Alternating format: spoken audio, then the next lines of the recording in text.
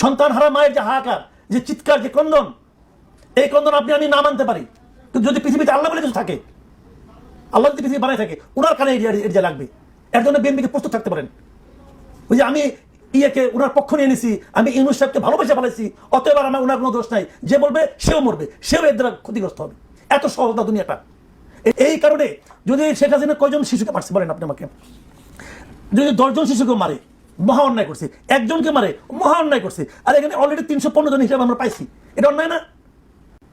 এই 300 শিশুর মূল্য জীবনে কোনো মূল্য নাই? শুনেন, আমার জীবনের মূল্য কি আমি জানি, কারণ আমি জীবনের শেষ প্রান্তে চলে আসছি। আমার যা দেওয়ার আমি দেশকে দিয়ে দিচ্ছি। আমি এটুকুই পারি, এটুকু আমার ক্ষমতা। একটা শিশু, সে ভোলার হোক আর ভুরুঙ্গামারির হোক, সে কোথায় যেত আপনি জানেন না। হয়তো ওরকম একটা শিশু এই দেশটাকে পাল্টে দিত, কে জানে।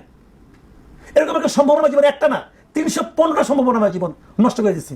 এবং প্রধানমন্ত্রী বলেছেন এই কাজ যাদের কারণে হয়েছে তারা ক্ষমার অযোগ্য অপরাধ করেছে।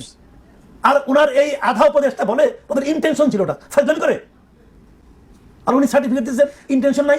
শুনেন, এইগুলি মানুষ না, আমি বলি কোনগুলি মানুষ না। এই যে ডক্টর ইউনূস গং, টেড টার্নার মারা গেছে কালকে। টেড টার্নারকে CNN এর মালিক ছিল, সে মারা গেছে। আর মৃত্যু উপলক্ষে ডক্টর ইউনূস তার নিজের ফেসবুক পেজে প্রায় 350 ওয়ার্ডের একটা অবিচয়ের মতো দিয়েছে। সে কত ভালো ছিল, কি ভূমিকা ছিল এই পৃথিবীর জন্য, সাংবাদিকতার জন্য। টেড টার্নার কি কি করছে না করছে, এটা ওনার ফ্রেন্ড, মাই ফ্রেন্ড, ওনার ফ্রেন্ড এগুলো করছে। উনি তো বিশ্ব নাগরিক না? বিশ্বের মধ্যে এই দেশটা পড়ে না? 350 বাচ্চা মারা গেল, শিশু মারা গেল, ওই লোকটা 15 বয়সে মারা গেছে। উনি একটা শব্দ উচ্চারণ করছে, একটা শোক প্রকাশ করছে সে আবার বড় আলাপ করে। আর তার যারা পক্ষ নিয়েছে সেই পক্ষপাত দুষ্ট উপদেশটা বলে যে এটা ইন্টেনশন ছিল না। আচ্ছা, ইন্টেনশনে গুল্লি মারি ভাই।